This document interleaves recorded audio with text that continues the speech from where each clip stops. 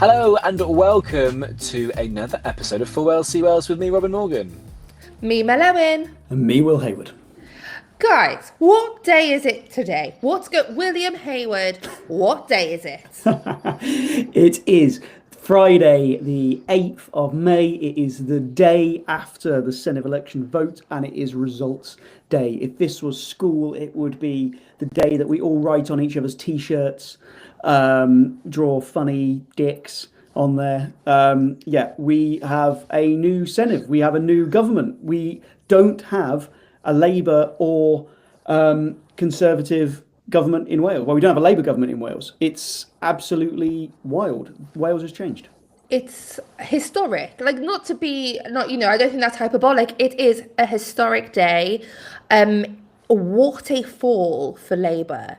To be so low in the same bracket realistically as the Welsh Conservatives, only a few more seats than the Tories, the two main parties decimated.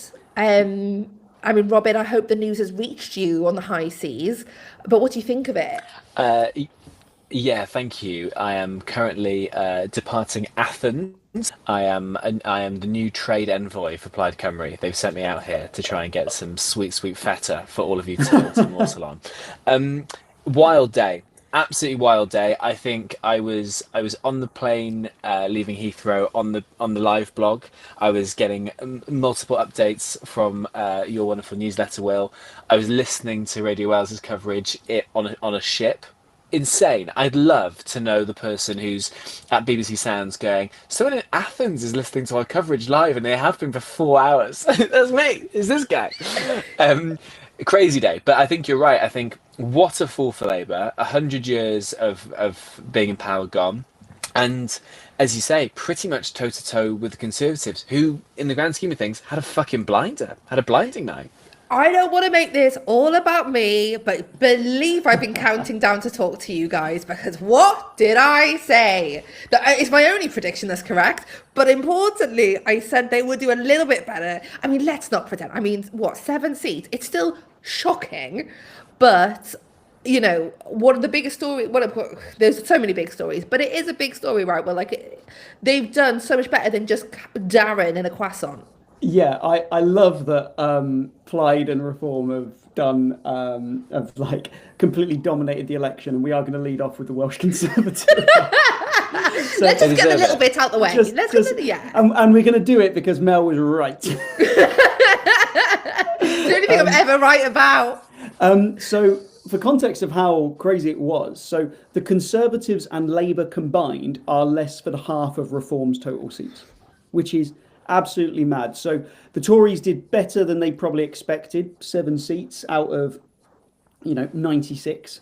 Bearing in mind that they've lost basically got half the amount of MSs they had before, even though the Senev's increased by 50%.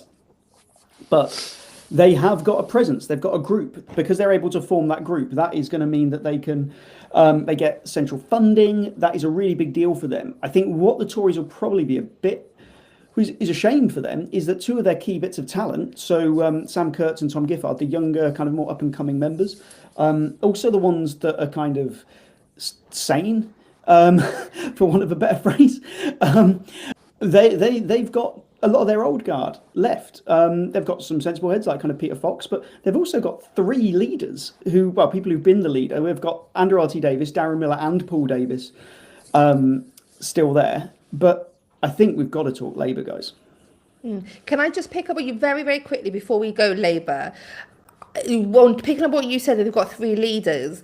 The fact that they have a group now, I know for a fact they're already talking about who is going to be the leader of that group, and it's not given that it's going to be Darren Miller. There are already people now who have gone, now that this is actually worth trying for, there are people who want to get rid of Darren.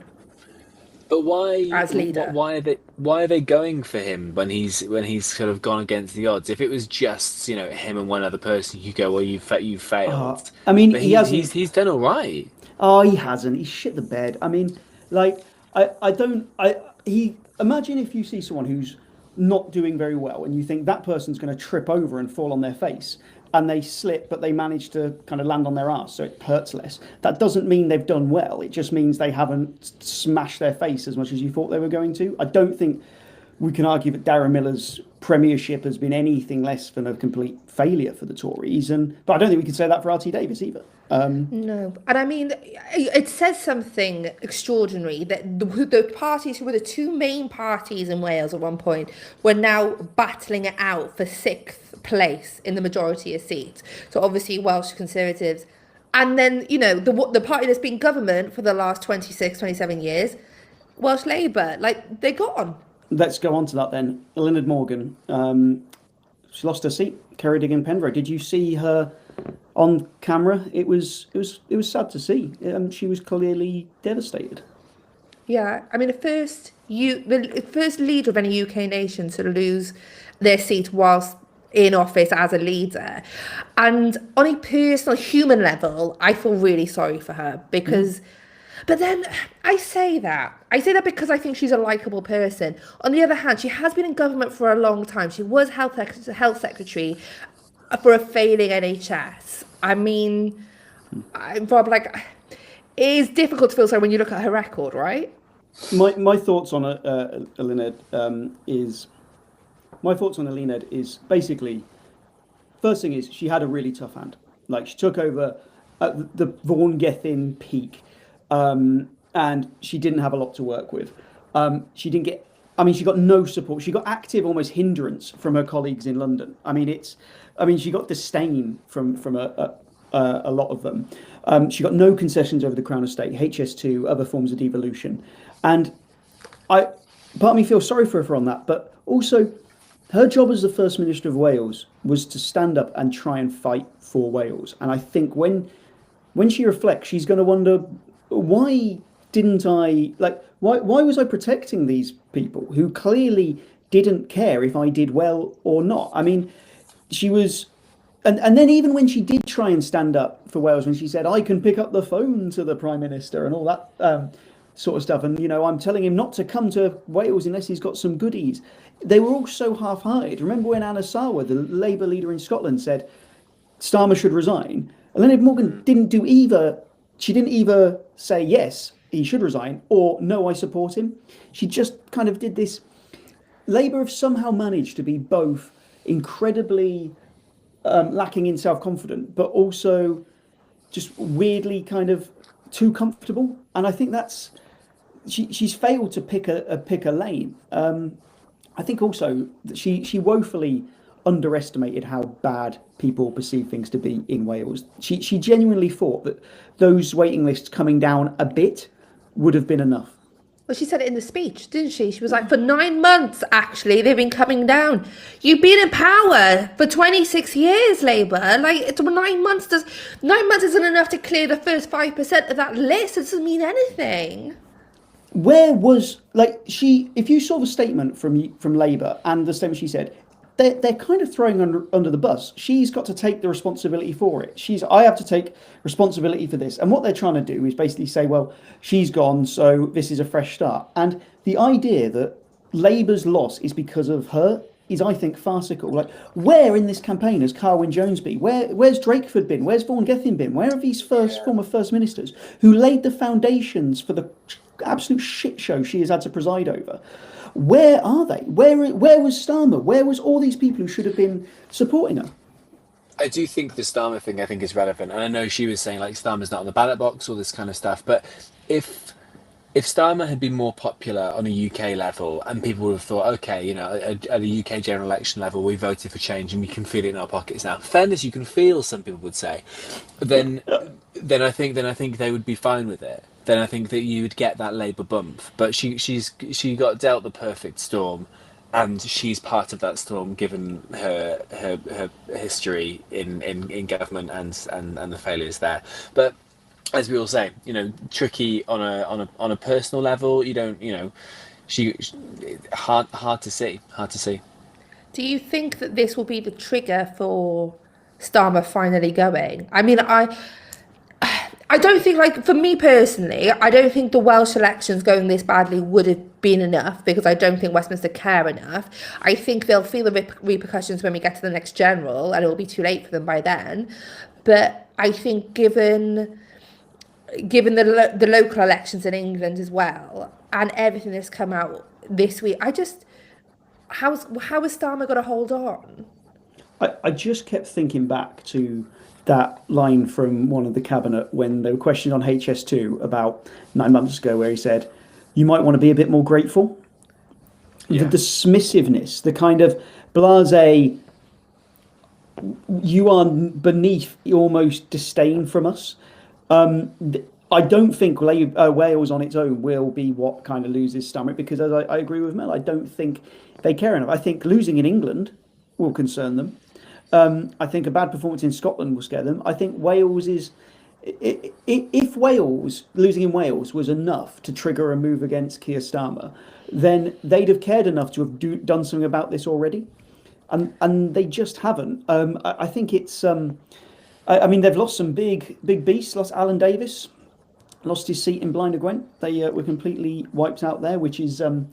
Yeah, that's a big deal. As I understand it, they demanded a recount in that seat, and when they recounted it, their votes went down, which was awkward. It's always embarrassing, isn't it? I mean, like Alan Davis has come out really clearly today, being like, Keir Starmer needs to go. Yeah. Keir Starmer needs to go, and I know hindsight is easy, but I also. You know, you were saying, I don't think Eluned Morgan knew how bad people in Wales felt it was. And like, to us, it's very obvious. But I do think when you're in the bubble, you lose perspective. And I don't think she's unique in that. But like, why did she not come out swinging for Starmer? It doesn't take an expert to know that his days are numbered anyway. He wasn't giving her anything. I can't see what she'd have lost.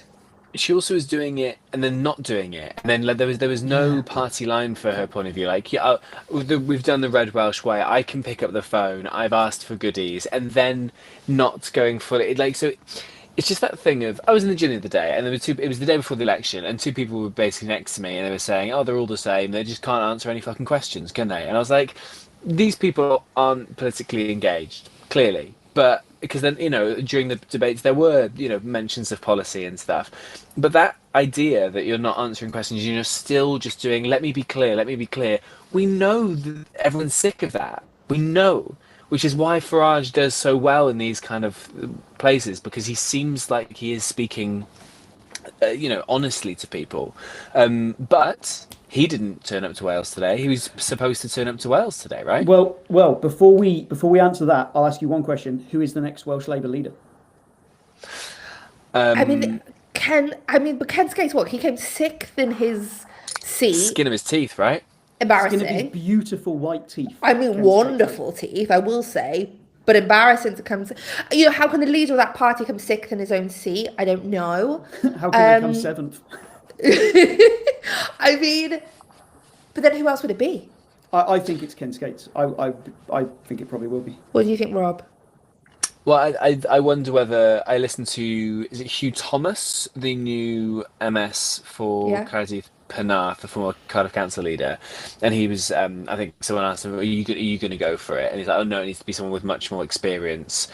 I mean, Iranka Davis, I think, would be a very good interim leader for Welsh Labour, but in terms of fresh blood, you can't. The candidates they put up were their new generation, by their own admission, right? Guys, we're all forgot. Sorry, the voice of the youth. Sorry, are we forgetting? Mike Hedges has been re-elected. Can we have some respect, please? Sorry. I actually think Hugh Thomas was.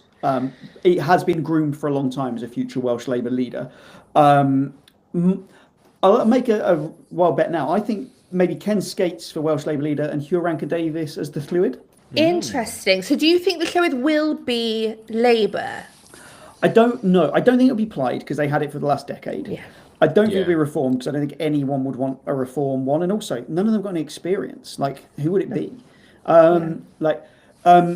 It could be a Tory, maybe a Paul Davis or a Peter Fox, maybe. But I can't see the left in the Senedd wanting that. I don't think it'd be Jane Dodds. She's We'll come back, to Jane guys. Dodds later. Okay, do you want? Can we just do it She's now? back. Because we've got it just quickly. We haven't because talked it's about gotta be reform quick. or Plaid, and we've just. But we're building up, Will. It's called momentum. We're building up to them.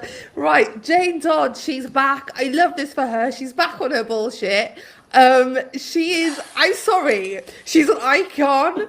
She cannot be beat. Yeah. I love this for her.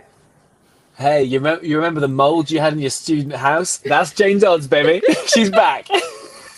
Do you think that, like, I mean, in her defence, there are now more Lib Dems in the Senedd than there will be open greyhound racing tracks. Yeah. Legacy. Guys, there were people today who were like, why is she doing this? Like, she's going to be of no effect whatsoever. But I think she thinks she will. And she could be. I think she's going to make herself important in whatever roles she has. Whether, she was like, I'm Billy No Mate, but I'm the decision maker. Let's be honest, she hasn't been a decision maker in anything. But I think she believes she is. And I love this for her. Right. Labour were one short of a majority for 5 years, and she didn't make herself a key decision maker. She's not going to fucking manage it when she's won in a 96-person Senate, is she? Like, enough of that madness. We can't. Shall we talk about reform? So, reform came out, and they got 34 seats, which I think is a really good result for them in terms of the sheer amount of people. For context, that will be 34 people in the Senedd, of which they'll have 3 or 4 members of staff each. So we're looking at about 130 staff. Plus, Reform will get £1.2 million a year for their group in the Senedd, which is serious wonga. You can't see that as anything other than a big achievement for them. But if we are going to judge Reform by what they said they would do, what they said that they would be not only the biggest party in the Senedd, they would have a majority in the Senedd. They said that repeatedly, and the tricky thing for parties on the right, like who have gone as far over to the right as they have, is your entire persona is we are the voice of the forgotten people. We are the kind of rising force. We are the political earthquake. And the problem is, if your core message is that you are the voice of the people and less than 30% of the people vote for you, that undermines your entire position, because your position is based on winning. And that, I think, is why we haven't seen Nigel Farage in Wales today. I saw Dan Thomas in his speech say Reform is the People's Army. That's what he called them, the People's Army. And I thought, what a small army. What a small territorial army that you're saying you are. Dad's army. Dad's army. Yeah, because I saw it like trailed that Farage was going to come along, and I wondered, and then the fact that Dan Thomas had to answer questions about is Nigel Farage, is your dad coming? Is your dad coming along? And then I think he will, but he didn't. They did. 34 seats is very, very strong, really, really strong, and on a day where Plaid don't. Pre the 2-horse race thing, where I think the left would have split more of their votes and Labour would have done better and the Greens would have done better, it would have been incredibly tight. But I think that 2-horse race narrative really sort of took hold in the last week. Yeah, and it showed itself today. Do you know what I mean? In every seat, it was a Plaid Reform story in every seat, and yes, Farage didn't come. Yes, it wasn't the success that they said they were going to have. Did they believe they were going to have it, or were they just giving bully bullshit so that people wanted to back a winner and believe that it was worth voting for them? Possibly. But let's remember, they've come from nothing. They've now done this. And also their dream was not to form the government in the Senedd. Their dream is to be they're the Karens of politics. Do you know what I mean? They always want to speak to the manager. They're always complaining. They're going to want to be we're not happy with this. We're not happy with that. It's everybody else's fault. We're the voice of the people. We've said this before. They don't want to be in government because then they do have to do the thing. They don't have the infrastructure or the ability or the cognitive ability to fucking do it. No, I think... And do you think there will be an effective opposition? Do you think that No. Because I think that's something that's always been lacking in Wales, right? That's why Labour have got away with it for so long, because the Welsh Tories have never held them to account. And if we've still got an ineffective opposition, then are Plaid ever going to have their feet held to the fire? No, I think Plaid will have their feet held to the fire in a sense of they'll be attacked a lot on social media, and I think they'll have their feet held to the fire in that there will be a lot of noise in the Senedd. But real opposition comes in, I think, in two ways. It's from how you scrutinise legislation within the committees, and it's how you scrutinise them in that way. And it's also by providing a credible alternative. And Reform won't be putting forward a credible alternative because, and what we've seen with Welsh Labour for so long, because there was nobody who was able to step in to credibly replace them, they could get away with being pretty abject a lot of the time because, yeah, there's no kind of better alternative. If you offer a really good kind of opposition where you say, well, actually, we would be doing this, this, and this, and this is how we think it would work, it makes people raise their game. Like, when you're around shit, you become shit. And I think that's the thing which we might see with like a Reform opposition. I think it's interesting we've expanded the Senedd by 36 members, and we've got 34 Reform, who we know from history aren't the best attenders in committees. I really hope I'm proved wrong. I hope this is scepticism is not the case, but I just don't believe it will be. I think that come the next Senedd election, both Plaid and Reform cannot ride the wave that they have ridden this time. And, Plaid have very much been able to ride we're not Labour and we're not Reform wave. They won't have that next time. So I think that will hold their feet to the fire because they've got to deliver.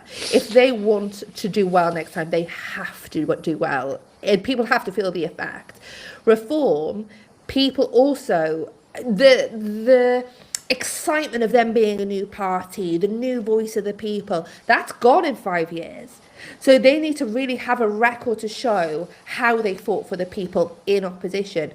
I don't believe they're going to do it. Like, Will, I hope I'm just being sceptical and I'm proven wrong. But I don't know if they're going to do it. I think you've seen it across England, though, the councils that they got in over the by-elections and things like that, and the council tax rises and the amount of money spent on flags. Once they're in a position of power, they have to do stuff, and I think that's also whether they go to committees. And I know this is like nitty gritty and proper like anarchy stuff, but as you say, like, it's not just about tweeting and the amount of people that you've talked about who have been silent in council meetings and just not turned up to these things. It's a piss take when they're going to be on. When there's going to be 34 of them on a lot of money, it's a piss take if they don't do the jobs. So I was at the BBC today, and I bumped into not an elected member. I want to make that very clear, but a party supporter, I would say, of Reform, and we walked into the same room, and they went to me, "Oh, here she is, the fascism police," as if that's an insult. I was like, I will put that on a t-shirt, sir. Thank you so much. But do you know what? It was Is that like supposed to be a shit version of like grammar Nazi? Shouldn't we all be trying to not be fascist? Like, Jesus. Apparently, I'm a fucking square for not liking fascism. But hey, that's you're one just of those. me. To be fair, you have got some pretty like old-fashioned views, like that we shouldn't judge people on the colour of their skin. I mean, you're pretty fucking old school in your worldview. Call me. I'm just a square who wants everybody to be equal. But hey, that's just me. I'll keep that to myself. Boo, woke snowflake.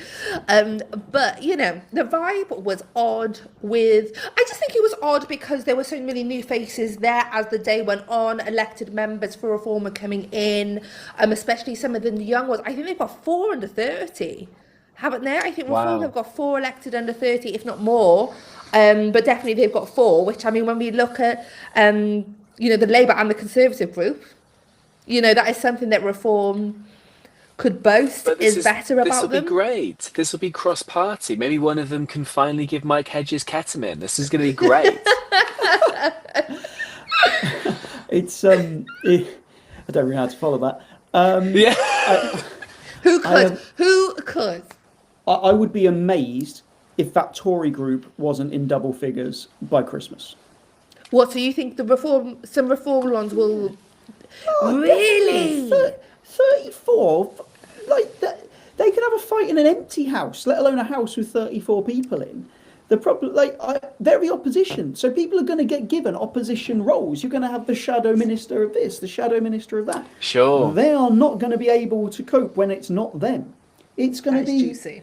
Oh my God, yeah. No way. There is no way that reform. Do you know what? I'll throw it out there. Before the clocks change, there will be fewer reform MSs. I'll tell you that right now. I love that you went all time there. I love that about you. That's juicy, and that would be emergency pod worthy. That would be delicious. That'd be really funny. And you know who'd love that? Andrew R.C. Davis, because you were speaking the language of the farm for daylight savings, and I absolutely adore that for you. Andrew R.T. Davis, who was won his seat again. Let's not forget. He's back, baby. Okay, we've got to talk about the party that won the election. Let's talk about Plaid Cymru.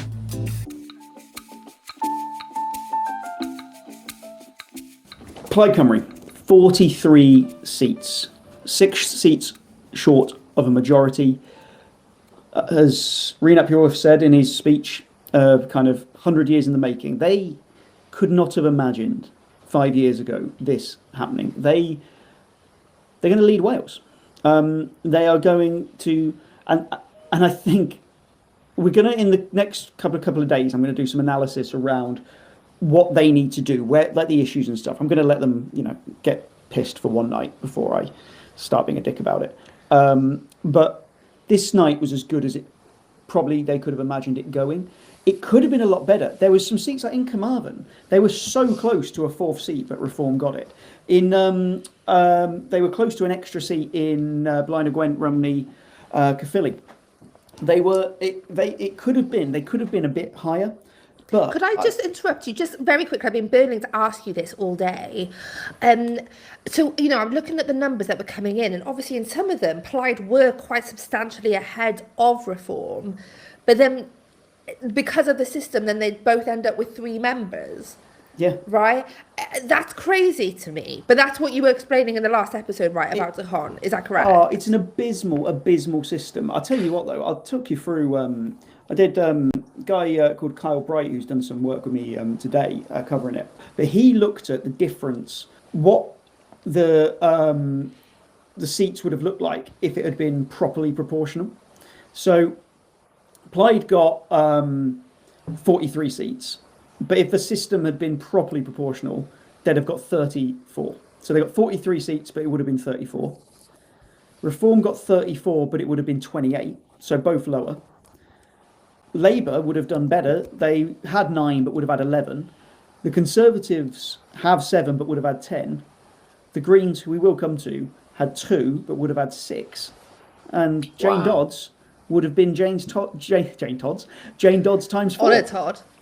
The system really did benefit Plaid and Reform, but there was 1 or 2 times where, a few hundred seats and Reform and Plaid get that extra 1.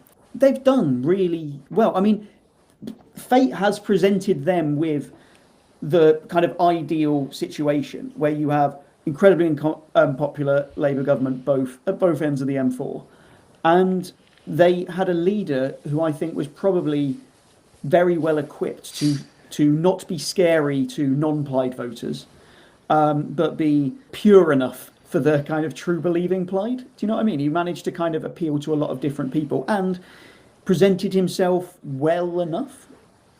Yeah, I think that's really interesting because I saw some Plaid members today who are very emotional. Plaid members who have been there from, not the start, but near on, and being like we cannot believe what was a protest, fringe movement is now going to form the government in Wales. Like, that is a huge day for them. I really can understand their emotion. But then I can't help but feel that if you really... I don't want to take away from the celebration, like you said, for today. Absolutely. But we have to reflect on the fact that this was a party for independence. And Rhun has said he will not impose independence on Wales. He said that as a line. That is what you were formed for. That was what your party is about. That is your raison d'etre. Now, I know he had to say that to win the election. And he's done it well. So it's not to scare off unionists who don't want reform. I completely respect him for that.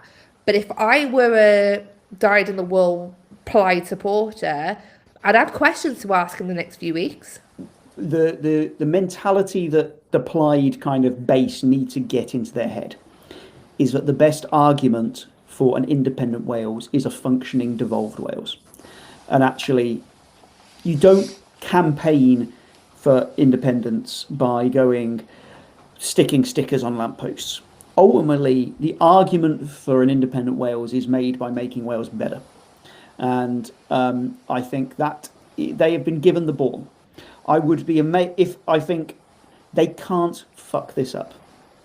The weight of responsibility is on them, and we are going to talk about this more in the coming weeks. But you're right. This party, it would have been unthinkable that they could have been formed a majority, 3 years ago, 4 years ago, and now they're going to be able to form a next Welsh government. Do you think it's worth talking about how they can do that, even though they don't have a majority? Yeah, I would say so. Sense to, right? Yeah, because are they going to? I'm sorry if I'm jumping ahead, but are they going to join with Labour? Because my first instinct is that's icky, given that they've hammered Labour and it's been Plaid and Labour for the last 5 years, and we've said no more of the same. And are we going to get more of the same? Basically, you need 49 for a majority. If Plaid were to join with the Greens and the Lib Dems, they'd still be 3 short.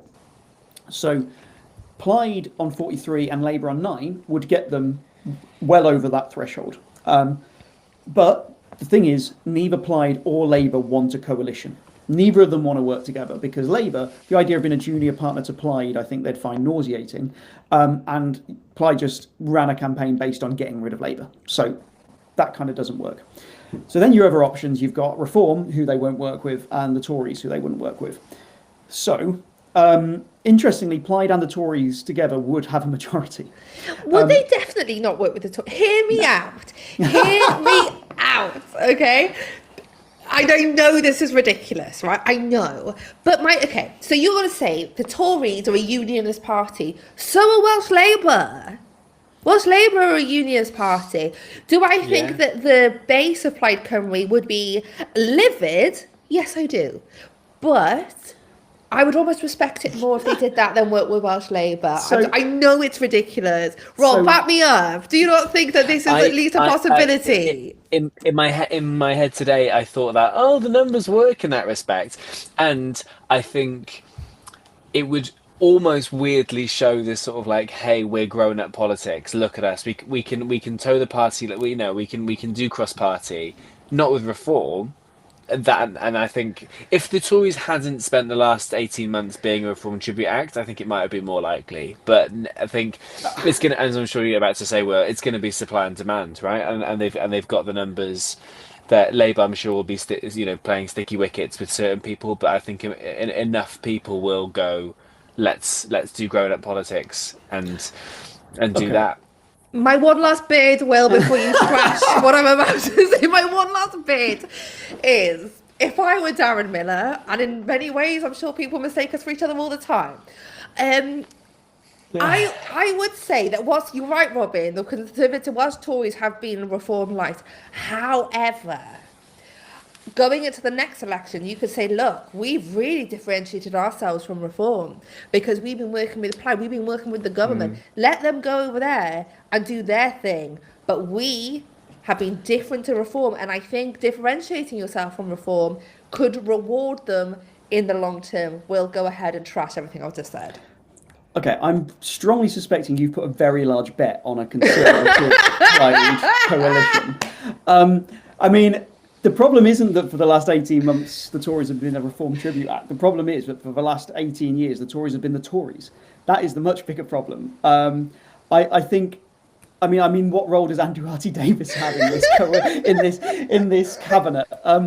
There's. I think Rhunicorn categorically ruled out working with the Tories. I can't see how the Tories work with Plaid. I think that is a no-go. I think almost what will certainly happen is I'm kind of enjoying the madness of what it would be if they worked together, basically because Mel just seems so excited by it. But I think it would be like that couple who like get divorced and get remarried and get divorced. Do you know that couple that you're like, just stop? Do you feel like this just speaks to all parts of your personality? It's like you're a very kind of inclusive, progressive person, but you're also in a horse. Like, yeah, maybe I'm parent trapping the shit out of Welsh politics. Like, I'm just...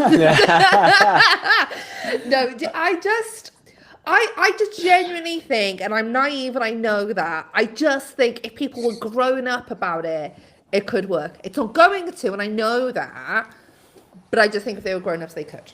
I think the key here is that, for Plaid, is that the Tories and Reform combined have fewer seats than Plaid do.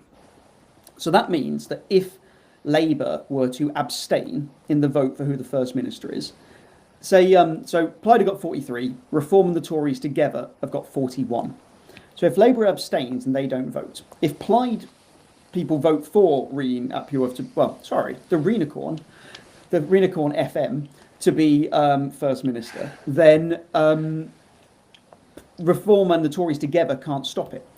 They could stop it if the Greens and the Lib Dems join with them. I mean, I can see the Lib Dems abstaining. I can't see in a million years the Greens not backing Plaid as First Minister. So really, all that Plaid need is Labour to abstain. And if they do abstain, and it's in Labour's interest to abstain, because if they abstain, they can't say that they've propped up a Plaid primary government, but they also aren't allowing a Reform First Minister. So I think basically Plaid are going to end up with a minority government, which will mean that they have to kind of go on a case-by-case basis with the voting and getting legislation through. One thing that I think is worth mentioning, but based on the numbers, because there's clear green water between the amount of seats between Plaid and Reform now. So I think any suggestion of that narrative of the vote was stolen, the election is rigged, it's Plaid and Labour, which is another reason why then they won't work together in an official capacity. So I think that narrative that I'm sure Reform were trying to push is no longer workable. Yeah. Left-wing parties got almost 20 percentage points more than right-wing parties in terms of vote share. That's really interesting. Like, Wales is still left of centre. We just have an atrocious voting system, so for Plaid, like, hats off to them. Well, it's a successful campaign because they've done so well, and I think that narrative of it's us or Reform was powerful, and it kind of, I think, carried the day to the detriment of a party we also need to speak to, the Greens. First ever Green MS in the Senedd. Wait, second ever MS Green in the Senedd. Absolutely huge. Big day for them. Yeah, I mean, not the day I think they were hoping for. Not to be negative Nelly about it, but obviously they were hoping for more. With no evidence, I feel people probably bottled it. The people who wanted to vote Green bottled it last minute. The messaging from Plaid of it's us or Reform really went through. And do you know what? I will say, I think Anthony Slaughter carried himself really well today in interviews that we've seen, I think. And also, I would say, in the general messaging in the last week. Because where everybody else was going, it's us or Reform, it's us or Reform. Personally, from the literature that I got, that wasn't what the Greens were saying. And I respect them for that. I think, it's a shame for them. And they didn't do as well as they could have done. And I think that they're going to have to really look into why that was. But I think they carried themselves with a lot of respect, to be fair to them. Yeah, I think the messaging, absolutely hindered them. But also, when all those polls came out which showed Reform in the lead, I think we had conversations either on this podcast or anecdotally, which was Plaid need to use this as their, Reform either go, look, we're the party, you can vote for us, you're the winner. That's their angle on this. Or Plaid go, it's a 2-horse race now, and you need to buck your ideas up, you left-wing pricks.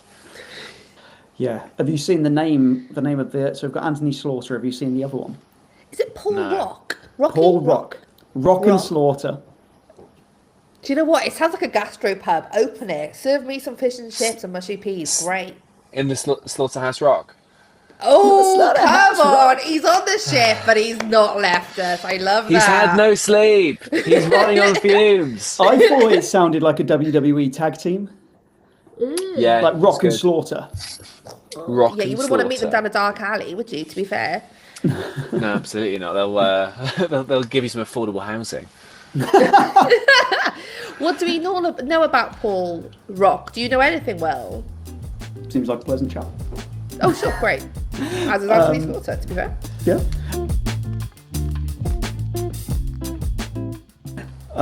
We have talked for a long time on this quick reaction pod.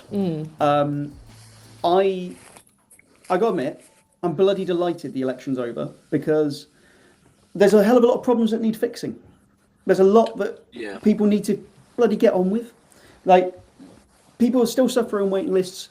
We still have bad educational outcomes. We need to crack on. You guys they've all been elected, and they've all said they're going to make people's problems better, and they've all got a collective responsibility to do that. And I want them to get on with it. You know, there's no time to waste.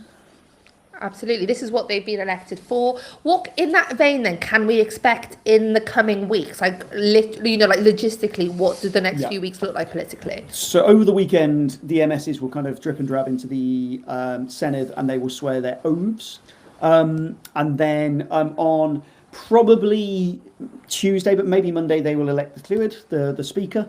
And then there will probably maybe be a vote on the First Minister on Wednesday. And then we're into it. We're into government. They've just got to go. So they hit the ground running, they can go. Yeah. Once but a lot of it be like forming a cabinet, putting like, you know, it's all stuff like all of these people have got to hire staff and open offices, and you know, it's a hell of a lot of kind of logistical faff, for want of a better word. Yeah, I reckon a few of them have had some emails sat in the drafts, ready to fucking go. Oh, do you know how many, like, and also think about it like this, like, especially with reform, only 2 of them were MSs before. Yeah. Like, with kind of staff. There's going to be a lot of new people, not just in the chamber, but also behind the scenes. And I'm really excited to start talking to all of them from across all the parties. I love it. If they talk to you, because, you know, they don't like to. I know. I mean, they're gonna just need to fucking strap on a pair and put on their like big boy pants and. It's not electioneering anymore. I think a lot of those reform MSs, all they will have known is campaigning, and now it's time to actually be a politician, and that includes even, you know, in some of their acceptance speeches, they were talking about other parties, and Dan Thomas said, "We will represent everybody in this area." So maybe when the electioneering can stop, maybe they can start, you know, governing. In that vein, I will say, and I think I've been maybe harsh to him on the podcast before, and that's why I want to say this, is that I think in the coverage today, Llyr Powell carried himself well. I thought he came across quite gracious. I think in the interviews that he did beforehand, when it wasn't actually clear because he was a little bit further down as to whether or not he was going to do it, I thought he carried himself better than he has in the past. And then obviously when you've won, it's easy to then be, but I just wanted to put that because I think, you know, he hasn't always, and I've highlighted that, but I think today he did. I was like a bit of a dance mum today, I will say, because whenever I went round and I saw many people refreshing Will Hayward Substack to check for updates, I'd be like, I'm friends with him. Today I'm friends with him. Bloody hell. Yeah. I've had so many people sharing your social posts today as well, Will. I'm like, I know that guy. I know him. I'm talking to him later. Meme. Yes. Yeah. Yeah, but I did. And I literally, I'd appear over people's shoulders, be like, I'm friends with him. And then just leave. To be fair, what I will say is, today's been long. It's been a lot of work, but I had really, like, this is the biggest team I've worked with. So can I just give out some shout outs to Ryan O'Neill, Marcus Hughes, Kyle Bright, Lottie Keane, Teresa Delfino, Annalise Furness, Jack Davis, Morgan Tucker, and Harvey John. They put in a shift today. Ryan and Marcus especially work with me all the time, and they are beasts. So big shout out to them. They have made me look good for quite a while. Well done to the whole newsletter team. Amazing. Well, guys, there's going to be so much to digest in the coming weeks. That's the initial reaction. I hope you enjoy it. But do you know when we are going to chew down on this? The live show. The live show. We're going to have more info by then as well. I would say by ticks, but I think they're gone. I think they're possibly gone. Maybe Oh, really? wish upon a star and get one. We've got a lot of your predictions. I will be honest with you. I've got many. a lot to read through. Thank you to our listeners for sending your predictions. Genuinely, you are all wonderful. Thank you for sending them through. I'm going to file all of them, compare who's got what, who's not, this, that, and the other, who got any batshit ones right. And we will sort through those, so we will be discussing those. But thank you for sending them. I've just Googled the Glee show, and according to their website, there are 14 tickets available. Go, go, go, go, go. Go. Brilliant stuff. Brilliant. So this is going out at some point on Friday. Producer Dabble, thank you. You are a saint. I will talk to you guys next week. Have fun on the boat, Robin. Yes. Thank you very much. I've been Matt Owen. I've been Robin Morgan. I'm Will Hayward. Oh, bye.